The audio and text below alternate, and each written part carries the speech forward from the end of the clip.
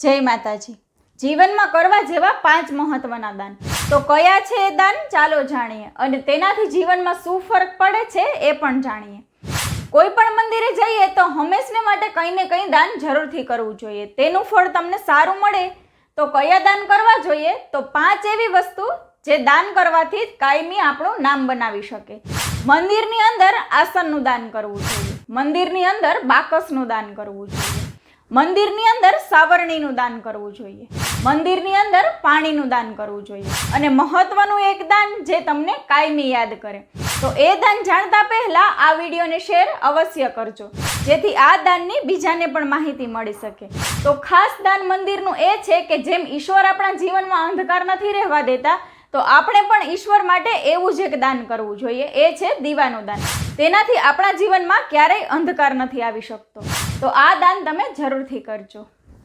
જય માતાજી।